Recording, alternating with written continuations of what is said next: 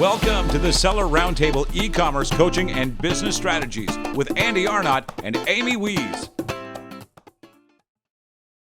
Yeah, so something else I just thought of too that's interesting is, so you're kind of the face of the company for FreeUp, and it sounds like you're kind of doing the same thing for the new endeavor. So is Connor just the guy kind of behind the scenes? Is he more of the operator? He is. I actually got him to teach a bunch of parts of the course. So the way that we did it at FreeUp, it was he did the interviewing and I did the onboarding. And then he did certain other stuff after that too. So I had him do the interview section because he's one of the best VA interviewers I've ever met. And he actually has screen shares of people of him interviewing real VAs. We put in a request to FreeUp, got 4 random VAs, interviewed them. You get to watch us do it and his thoughts behind it, which is awesome. But before I had him do that, I had him record like a bunch of smaller videos and get him on camera for the first time in 4 years, which was a little bit of fun. But he crushed it after that. But yeah, I always believe in hiring people that have the same values, the same beliefs. I mean, Connor and I were all about treating people well, respect about, hey, if we make a mistake, we're going to make it right every single time. Not being all about the money at all times, about growing something big and taking care of the people like we did at FreeUp and all of that. So same values, completely different personalities and skill sets. I'm much more of high energy, rah. He's much more chill, calm, cool, collective. He's much more technical. He's a much better writer than me. So we complement each other very well. That's awesome. So I guess we have another question from the live. How does health insurance work, and is it mandatory to provide your Filipino VA? I think that's where they're directing this, health insurance. Filipino VA, it is not mandatory for you to provide health insurance for. If you get a VA in the U.S., you should consult your local attorneys, or it depends on what state you are, and also what country you are. But yeah, for the Filipino VAs, we never provided health insurance. Obviously subject to change, but I mean, they're technically filing a W-8, so they're running a business in their own country that you're hiring them for. So that's not something that you're responsible for. Yeah. So how do you keep longtime employees engaged and producing? Have you done things like bonuses, contests? Kind of, I'm interested in hearing, what kind, besides building a family and making them feel at home and all of that good stuff. Are there any ways to, get your employees producing and then give them some type of bonus or thank you for doing a good job?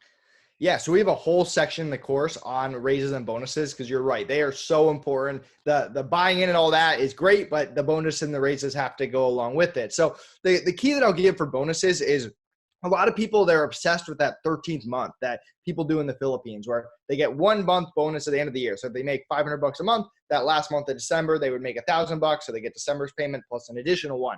That's great and all, not how we did it. So we would take whatever the 13th month was, and sometimes it'd be a little bit more, sometimes it'd be a little bit less, but we would divide it out over the course of a year. So we would give either quarterly or half year bonuses. And what that allows you to do is keep them more motivated, keep them more engaged, use those bonuses as an opportunity to give feedback and challenge them and be like, hey, I show appreciation. Thank you so much for doing all this work. Here's the bonus. Now let's talk about the future. Let's talk about the business and get them to buy in, get them excited, get them motivated for their next bonus coming up next quarter or next half year instead of having to wait till the end of the year. So that's just one small tip that you can implement that I think will make a large difference when you're working with VAs. Awesome. So this is a question that I get a lot, actually, from people who are just starting to get into the VA world or have been in it and not been successful. Is they have a really hard time, tracking output and work performance. So in other words, they're like, oh, I hired this person for 40 hours a week. I just don't feel like I'm getting, as much output or as much done as I think I should for that amount of time. How can you, set up, expectations to be in line with how long something actually takes, because it might take you and I an hour to do, but it might take the VA 2 hours because they're not as much of an expert in that subject matter. So any tips on how to judge that productivity? Yeah, so my personal opinion is to stay away from all the screen capture software and all that. If you want to crush someone's soul and crush their morale, watch over their shoulder 40 hours a week. That'll do that pretty quick. But for me, I try to break that down a lot further. So if I think someone's working 40 hours a week and they're not, I'm going to say, okay, give me a breakdown of what you're doing for each of those hours. And then if there's a part of it, hey, I'm spending 10 hours here, let's break it down further. What are you doing here? Show me what's taking the longest. And what I found 4 years of dealing with free up and talking to free up clients, it's usually like one or two things that they're hung up on, or they're doing it wrong, or you just have a faster way of doing it that you didn't teach them how to do and you assume that they knew how to do it. So if you just keep going deeper and deeper, okay, you spent 5 hours here, break that down further. Okay, in this hour, like show me what you did, or even send me a recording of you working for 30 minutes so that I can see how you do it, and then I can give you some tips on how to do it faster. To me, that's how I always go about not just dealing with that problem, but really any problem in general. You got to get the overall information and break it down further and further and further until you figure out exactly what part of it is broken. Awesome. That's great feedback. So this is something I actually have trouble with sometimes is, how do you plan? Because not only does it take, time to build all these systems and stuff, but it also takes a lot of time to manage the VAs. So like, do you have any systems, like how do you plan, each week for the VA in terms of like what they're doing, if they're doing, tasks that aren't the same every single week? And then what about things that, randomly pop up like, hey, I need this done, which is not a normal thing you're doing, you normally do, how do you kind of handle and manage those? Yeah, so a bunch of thoughts here. First of all, we have a meeting with everyone at the beginning of the week, get them on the same page. And then each team has a meeting every single week. And then we have a one-on-one meeting every quarter. So we're on the same page with everyone. From there, we divide it up between day-to-day tasks, short-term projects, and long-term projects. So day-to-day, hey, XYZ, this needs to get done every single time. And then the short-term projects, we give them the time frame that it needs to get done by. In addition to that, and this is the part that everyone messes up, we let them know what tasks are more important than other tasks. If you only have X amount of time to work on something, and there's going to be some times where you run out of times, especially because all of us entrepreneurs just constantly throw stuff at VAs that come up out of the blue, you need to let them know, hey, every time that I give you this task, it immediately jumps to highest priority, or hey, this task needs to be done by noon every day. And communication is key. Listen, if I give you too much stuff and all the important stuff can't get done by when it needs to get done, don't just try to do it and fail and then come to me and say, hey, sorry, I didn't get to it. Communicate up front. Hey, Nate, it's too much. I won't be able to do it. What do you want to do here? Do you want me to push the deadline back? Do you want to assign it to someone else? Like that communication flow you have to establish very early on. Yeah, I agree with all that. I think that's excellent advice. The only other thing I'm curious about, though, is I know that a lot of Filipino VAs and just Filipino workers in general, because of their culture, they kind of have a hard time being, it's not honest, but like upfront and Right. blunt, right? So do you have any ways that you can, any tips to navigate that? Because, you could tell a Filipino VA like, hey, make sure you tell me this if you fail at this job, but then they like are almost scared to tell you, or there's that like kind of cultural thing where, it's almost like losing face. How do you convey that that's not the case at all? We're a team, we're working together and supporting each other. Any tips there? Yeah, so that's why the onboarding is so important. And we get them on the same page up front that, hey, we're not expecting you to be a robot. We're expecting you to actually communicate and let us know when something's wrong. And by the time they go through an interview and an onboarding, interview takes 20 to 40 minutes, onboarding takes 10 to 30 minutes, maybe 15 to 30 minutes. You're going to know whether they're just a yes person. If you're just answering a lot or asking questions and you're just getting one-word responses or telling you what you want to hear, they're not diving deep, they're not letting you know what they're like personally, that right there is a red flag. And if you set the expectation, hey, I expect you to, let's say, communicate when you can't hit a deadline like we talked about before, the second you get to that in the training part and they don't do that, you're going to pause work, you're going to take a step back, you're going to say, hey, we talked about this during the expectation. What part can I clarify here? How do we get on the same page? And only if you're on the same page do you move forward. So it's kind of like every single part of the four-part process of hiring has a backup part at a different section, if that makes sense. Yeah, that's awesome. So we have another question from somebody who's watching live. What is your worst hiring experience, and what did you learn from that experience? I bet you've got some good ones.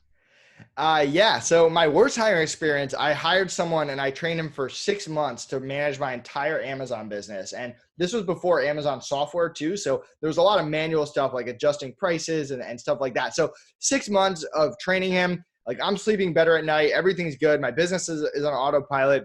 and I go on vacation and I go to Myrtle Beach, and I'll never go back to Myrtle Beach. I'm scarred for life. But I got a call from him telling me that he quit on me. So 6 months of training just down the drain.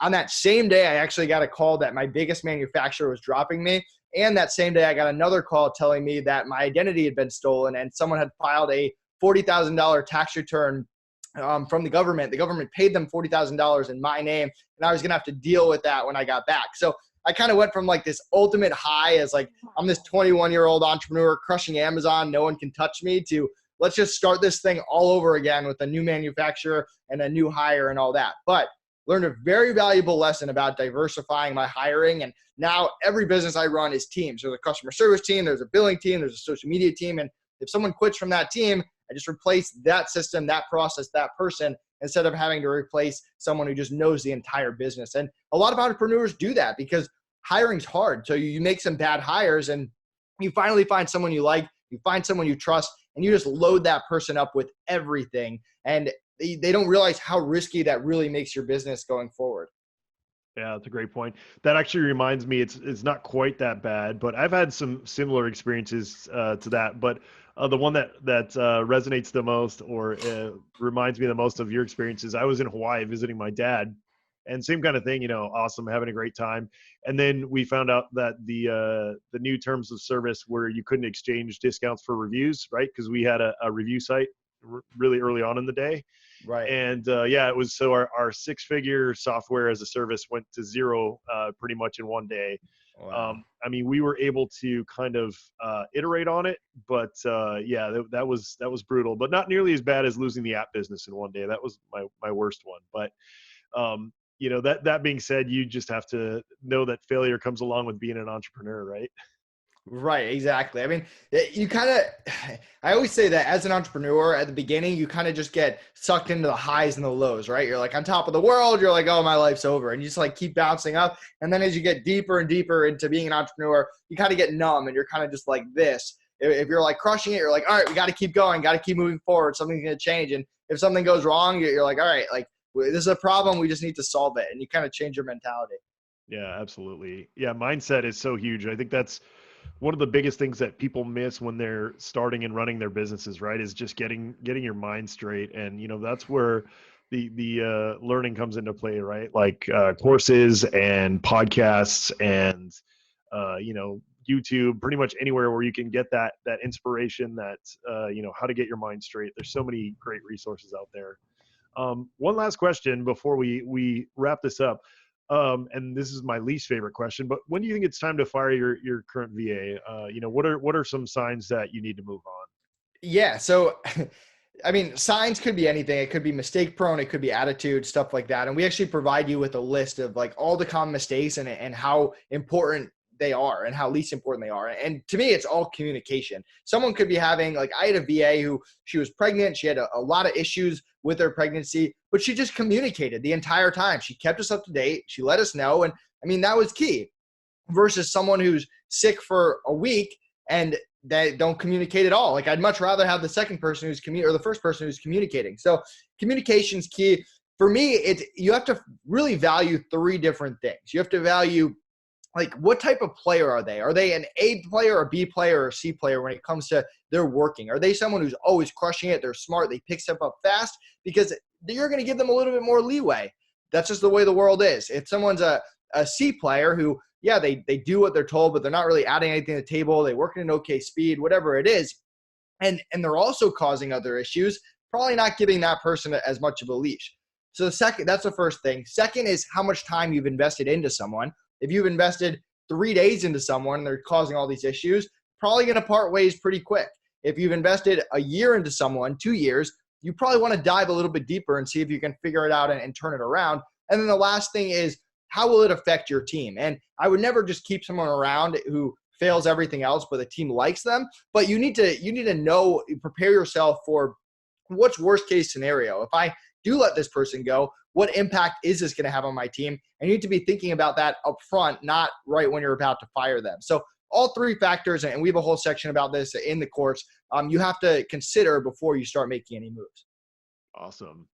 That is great, Nate. So I have a question about the course. You know, there are so many great courses out there, and I'm sure that all the information that you've given us today, I'm sure our listeners are just like, wow, it's awesome. I want to know more about this course.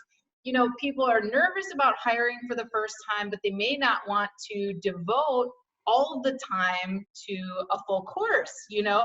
So tell us a little bit more about the course format, how many modules there are, what we can expect. Is it flexible? How should we expect, and why? How are we going to get this information that's going to make it easier for us to expand our businesses, grow our businesses, and hire? Yeah, so here's the cool thing. The course is for all different levels of people. So there might be people who have never heard of a VA before watching this video, or they've never hired a VA before. There might be people who have hired VAs, but they've struggled with them. Or there might be people that have hired VAs, had some success, but they want to take it to the next level. So the people that have never done it before, they should probably take the entire course. The entire course is about 9 hours long, but there's certain parts of it that you don't need to necessarily watch if you don't want to. So we've got, for example, we interviewed 4 different VAs. You might not need to watch all 4 VA interviews. I mean, you might be able to watch one of them and then take the cheat sheet and go do it. For the people that have done the VA thing before and they understand what a VA is, they can probably skip the first few videos that talk about hiring from the Philippines and what a VA is, some of the basic stuff, and dive right into it. And they might not be ready for more of the advanced stuff, who the first people can skip, who is building team leaders and assistant team leaders. So that might cut time off the end there too. And then the people that are more advanced might be skipped to more of the management stuff. So it kind of has all 3 parts. But the cool thing is, yes, you can take the entire course, learn it, and then go hire VAs.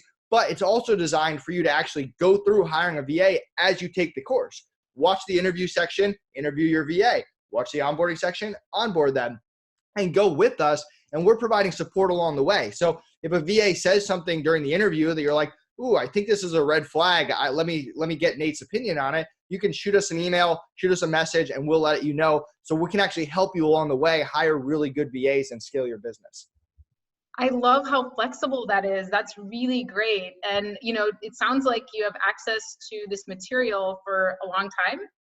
Yeah, and anyone so we're calling this Cracking the VA Code 1.0. We're just doing that just in case we add tweaks and stuff in the future. But if we release 2.0, 3.0 to 5.0, you still get free access to everything in the course and all the new stuff that we added to it. Very cool. So I know that right now you have a really special deal on your course. You're in like a pre-launch special pricing time. Did you want to tell everybody about that and how they can take advantage of that deal? Yeah, so the normal course is going to be $997 going forward. We're going to launch additional courses that'll be both more and less. But for this week only, we're going to have it up for $497. Again, anyone who buys it will get access to all future versions. We're doing this to get some people going in the course so we can listen to feedback and continue to tweak it over time. So that till Friday at 7 p.m. Eastern time is going to be available at $497, and then it'll be $997 going forward. Awesome. Okay, where can they go to get it? Yeah, you guys might have a link below for it, but if you go to Outsource School on the website, right there at the top, you can click the button to buy the course. And if anyone has any questions, leave a comment or shoot me a PM. But just outsourceschool.com. We didn't add an extra E or anything like we did with Free Up.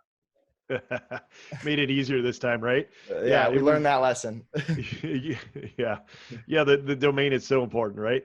Well, Nate, thank you so much for coming on. You know, every time we get you on, I learn something new, which is great. You know, that's one of the great things about doing this podcast, right? Is I get to re-educate myself on a lot of these things and talk to the experts in their field and be able to, you know, pick their brain about stuff, not only that our audience will like, but like I said, I get to be selfish sometimes and ask, things like your partnership ideas. So thanks for that. Anything else that you want to mention? I always like to ask this question. I know it's kind of weird, but just to see where people are currently, like any podcasts or books or, things that you're watching, listening to, reading that are having a big impact on what you're currently doing.